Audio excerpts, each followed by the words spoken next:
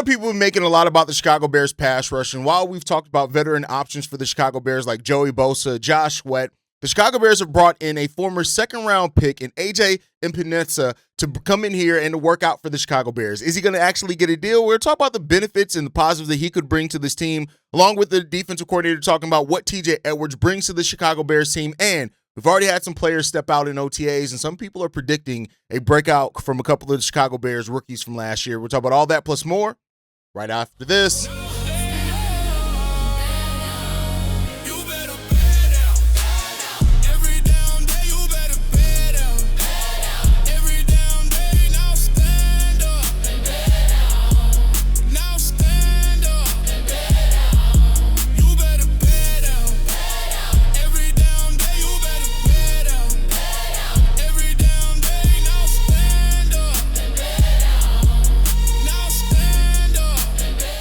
What's going on, Bears fans? Welcome to another episode of Chicago Bears Central, your number one spot for everything Chicago Bears related. I'm the host there, Haize, but more importantly, you guys can follow the channel at Chi Bears Central on every social media platform we happen to be on. Make sure you guys hit that subscribe button as well. We're trying to get to 30,000 subscribers on this channel. We can only do that with you guys. Looking at the analytics, about 45% of you guys are not subscribed to the channel that watch us each and every day. Make sure you guys hit that subscribe button. Some people think they're subscribed because we post every single day, so we're in the algorithm. Just double check that, hit the subscribe button, help a brother out. With that said, let's go ahead and get into this content for today, y'all. So the Chicago Bears have hosted AJ Epenesa for a workout. Now, this does not necessarily mean that the Chicago Bears are going to sign him anytime soon. I do think that this means that they're doing their homework, though. I think that this means that the Chicago Bears are doing their due diligence just in case, maybe, throughout training camp, throughout OTAs, they feel like they need a little bit of extra when it comes down to their pass rush. And that's really what this is about. I know I've talked very heavily about this, and I've, made the points that, like, this isn't about making a signing or acquisition that all of a sudden turns the Chicago Bears defensive line from being where it was last year to now you're going to predict them to be one of the best pass rushes in football. It's not going to be that. That's not the level of signing that you're going to get here. But this is the Bears betting on somebody who is still pretty young, right? And giving them a chance to come into this team. I think he's, 28 years old, to still come into this team and show what he can bring. And that's really what this is about at this point in time. Like, you're just looking to see if you can find somebody that can help add some depth and some quality to your team. Now, keep in mind, AJ Epenesa is from Glen Carbon, Illinois. I believe that's where he was born at. He had 2.5 sacks last season, playing 16 games. The 3 seasons before that prior, though, he had 6 sacks in 2024, 6.5 each in 2023 and 2022. But this is a guy that has shown a propensity to be able to, add to that putting pressure on the quarterback. 24 sacks over the course of his 6-year NFL career. So, not a bad number there at all. He has had 4 interceptions over that time as well, 5 forced fumbles and 3 fumbles recovered over that time period. So this should just be the Bears bringing in a guy that can help raise the floor. And that's really what it is about it this time, right? Is that you want to raise that floor. Now, reportedly, he had a deal with the Cleveland Browns, but that fell through after a failed physical. So that is a little bit of the alarming part in this, is that if he could not pass a physical with the Cleveland Browns, as things gotten better since then, he's going to be able to pass. Now, the Bears have been on the opposite side of that themselves, where we've worked out some people, and they failed the physical. Then they end up, taking some months off, recovering, and then, going back and finding a deal with another place, right? But I think that this does show, if anybody wants to take any positive out of this, it just shows that the Bears are still looking to add some depth, right? And, we'll see. Like, the Bears have shown nothing but confidence in guys like Montez Sweat, Austin Booker, Shemar Turner. Hopefully he's going to step in and do something like that. A motivated Dayo Odeyingbo. With that said, so, you're just trying to look at this. I think that if the Bears were to sign AJ Epenesa to this team, I think, it just adds depth. It adds a floor to that team, and you're going to try to figure it out at that point. And that's really what this is about, is adding to your floor, adding some depth there, and adding a player that can come in and help provide a little bit of a safety net. We still don't know if Dayo Odeyingbo is going to be healthy at the start of the season. We still don't know if Shemar Turner is going to be healthy at the start of the season, right? Like, so there are other questions in here, regardless of where the Bears are, of how this pass rush and how this defensive line is going to be. But, I want to hear from you guys in regards to this. When you hear AJ Epenesa is a player that the Bears have worked out, does that make you think? We've heard a lot of cornerbacks have been worked out by this team. This is the first time I think we've heard a edge has been worked out. And I just take that as saying this, is that the Bears know that there's a chance and a possibility that they're going to have to add something. So they're doing their due diligence. They're doing their homework. They're going to have all the information available ahead of them. I would not be surprised if seeing over the coming days, coming weeks, we get a couple of more workouts in there. But the Bears are going to figure this thing out, man. And ultimately, it's not going to be the turnaround with the defensive line or the pass rush that many Bears fans had hoped we were going to see this offseason. But that doesn't mean that there aren't ways that we can still improve overall as a team through our speed, through having Austin Booker fully healthy, through all those things. There are still areas of this game where we can improve on with internal developments and internal improvements. But sometimes you need that little shot in the arm. You need a little something extra, and that's what AJ Epenesa or anybody else will bring to this team. So let me know what you guys think in regards to that one. But let's move on from that one, right? I want to talk about Dennis Allen and his comments on how TJ Edwards is a key to this Bears defense and raising the floor of this Bears defense. And we all kind of know that, right? I think if you watch this Bears team play, you know how important TJ Edwards has been to this Bears team. But like with most things, and we'll get into another topic where I'll talk about how Bears fans have kind of turned on Odunze, is that, Bears fans, y'all are the most fickle fan base that I've ever seen in my life. Like real talk. The Bears fans will hype up somebody so much, but then at the same time, at the moment that a player is hurt, the moment that a player has a little bit of a step back because of being hurt and they're recovering from injury, it's almost like this turn where the Bears fans now feel like they got to talk down on these players. Like, oh, well, he's not really that good anyway. I've seen so much slanderous comments towards TJ Edwards this offseason where it's just like, y'all realize that he not only was a floor raiser on this team, but also he was an absolute dog. Now I've seen people like, oh, well, he's too slow for this. They're like, I hate to tell y'all this, but perfect players don't exist. And you're always going to be able to point out a flaw about a player, especially if that's what you want to focus on. But at the same time, you can't keep overlooking how players, perform when they're on the field, how the team overall performs on the field. And that's just one of the things that, like I said, Bears fans are just real fickle when it comes down to that. But I want to get into this quote in regards to this one where the Bears linebacker coach, Richard Smith, spoke about TJ Edwards, and he said this: TJ is a great man. I've said it. I said if he wasn't married, you'd want him to marry your daughter. He's a great human being. He's very smart. There's no ego to him. He's confident. He's a great teammate. He's a smart football player. And once you lost him, it hurts you because of one of your guys as a starter who can play all three positions for you. Once you lose a guy like that, that hurts you. But you have to move on. It's part of the game. Right now, he's working really hard in his rehab and coming along fine. He's in every meeting. He's one of the leaders. It hurts when you lose one of your starters, but you're always hopeful one of your backups can come in and perform well. TJ Edwards is such an important part of this Bears defense. And when you look at the Bears linebacking core, which had its issues last year, make no mistake about that, TJ Edwards has been pretty damn consistent in the way that he performs, pretty damn consistent in raising the level of what you expect from this defense. Now, the defense, as we know, wasn't great last year. And a lot of the doubt around players and the defense and all that stems from the overall impact or lack thereof of the defense overall last year. But TJ Edwards as a player that comes in and just does what the fuck he needs to do. Now, he only played 10 games last year after playing all 17 games his first two seasons with the Chicago Bears. It was also his first season with the Bears that he did not pass 100 tackles. It is what it is. His first season, 155, 129. His second season, 67 last season with the Chicago Bears.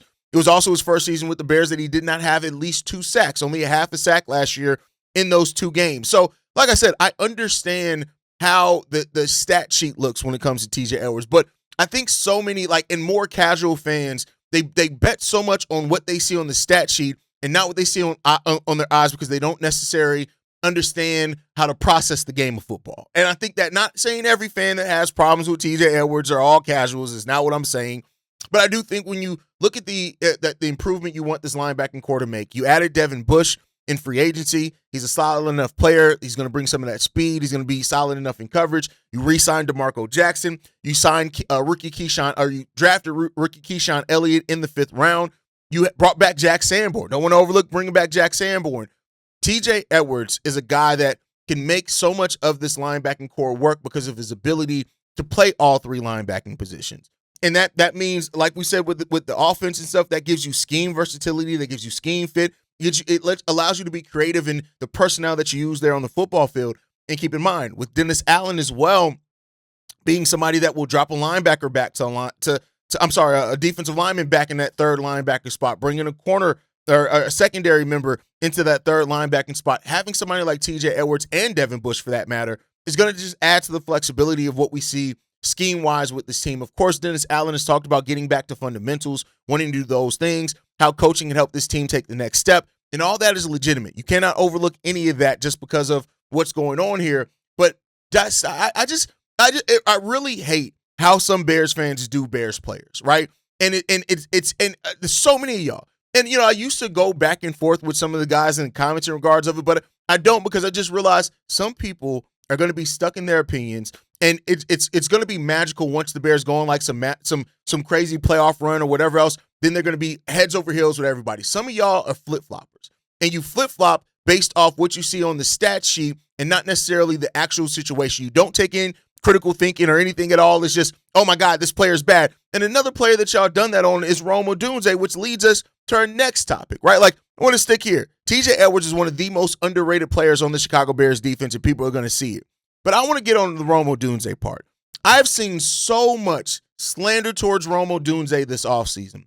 And, people are like, oh, well, Rome isn't all that good. Rome started off the season XYZ. Rome did this. And you completely forgot Rome was playing injured. And I love that the next topic that we're going to talk about brings that out, and how Rome Odunze played so much of last season, not at 100%. And it's like people almost forgot the way that he started off. Would he have a touchdown in each of the Bears' first 4 or 5 games, something like that? He started off last season and looked like he was going to make a major leap, and then it fell down a little bit, right? But Bears fans, again, because critical thinking does not exist for some of us, I don't know why, you lost that aspect of it and forgot that. And now, especially after the DJ Moore trade, I've seen so much slanderous comments in regards to Rome Odunze. Brad Biggs of the Chicago Tribune talked about Rome Odunze and how healthy he is, saying this: as far as I know, Odunze is fully healthy this offseason. Provided that's the case when the season begins, it's going to be interesting to see how productive he is. The Bears were without Rome Odunze for the final 5 games of the regular season when he had that foot and heel injury, right? We all know that, right? And then he did make his return in the playoffs, but he didn't have the best performance in the playoffs. He caught 4 passes for 88 yards between 2 games against the Packers and, of course, the Los Angeles Rams, right? But I think when you look at this, as well as that Rome was not healthy for a large part of that season. He didn't miss time. He started missing time, in week 13, I think is when it came down to that. And at that point in time, he was playing through his foot injury for 5 full games before he actually set with injury. 5 full games of playing with a foot injury. And so when you look at Rome Odunze in that, and you take in the actual part of he was playing, if you look at playing over a month with a foot injury, come on, man. I'm all for critical thinking, and I'm all for being critical and evaluating the player honestly. But when you look at how Rome Odunze and the season went on, the Bears offense also, it didn't have the best performance last year, at the start of last season, right? We came on as we went on, and at the time that we started really hitting our stride, Rome Odunze was already dealing with the foot injury.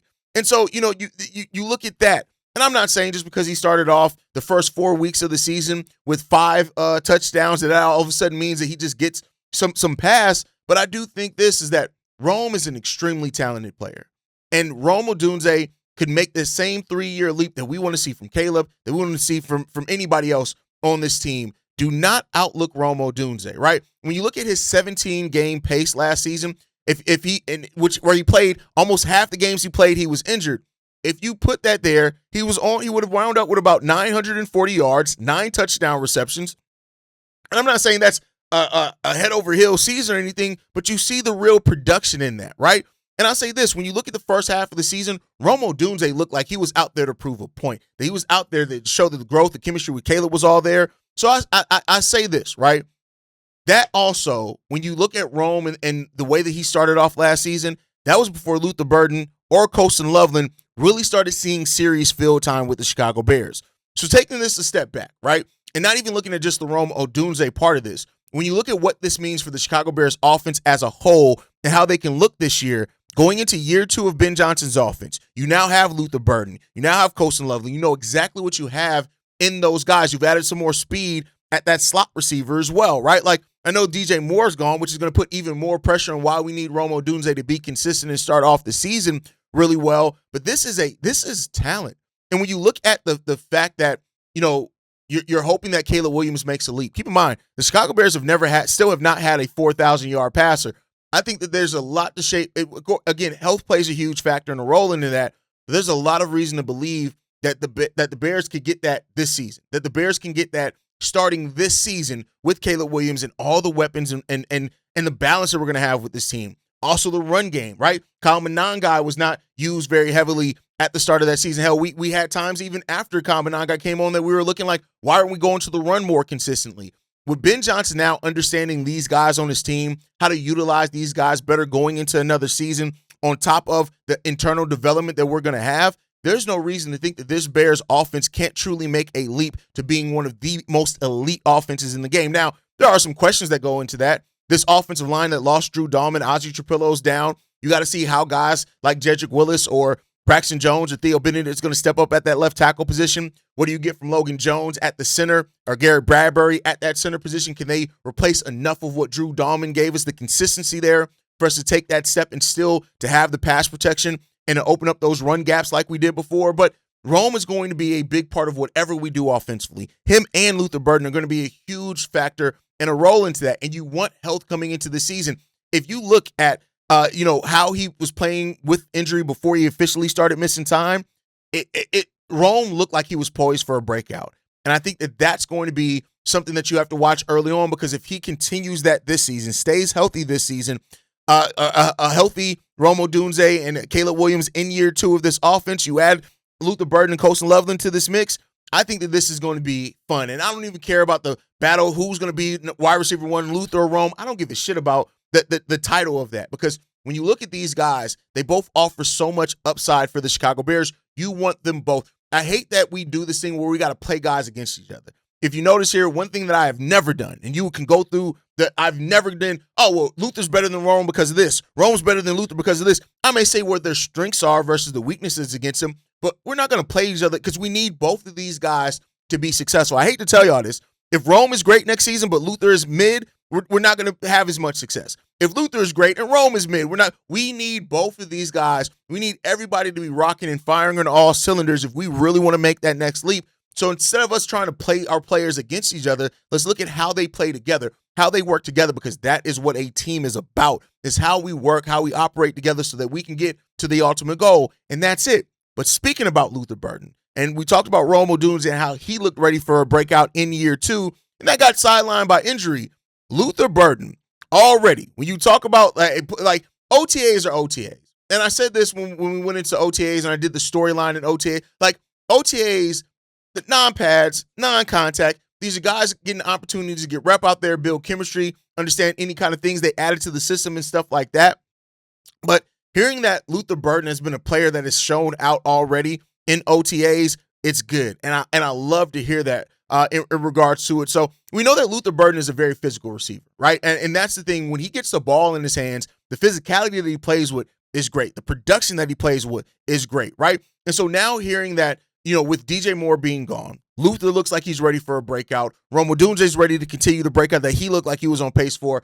And we already know Colston Loveland's coming in here to prove, like, being left off the tight end list, some shit like that. Like everybody is going to step into a bigger role. How they're ready, it's up to the coaching staff to get them ready for what that larger role is going to look like for them this season. But there's no reason not to believe that these guys aren't going to be ready, aren't going to be prepared, and aren't going to be locked in for what the Bears need them to do this season. And that's what this comes down to. Luther Burden is a guy that I am super, and like I said, it's about what all these guys can do together. If you want Caleb to be the best quarterback possible, you want him to have the best weapons possible. You want him to have a plethora of weapons is what you want to have. Kyle Monangai, DeAndre Swift, Colston Loveland, Rome Odunze, Luther Burden, God forbid, Khalif Raymond, Jahade Walker, and Xavion Thomas, like their combination of all of what they can bring in different looks and different packages at that wide receiver 3 could be huge for the Bears team. There is so much that could go right for this team.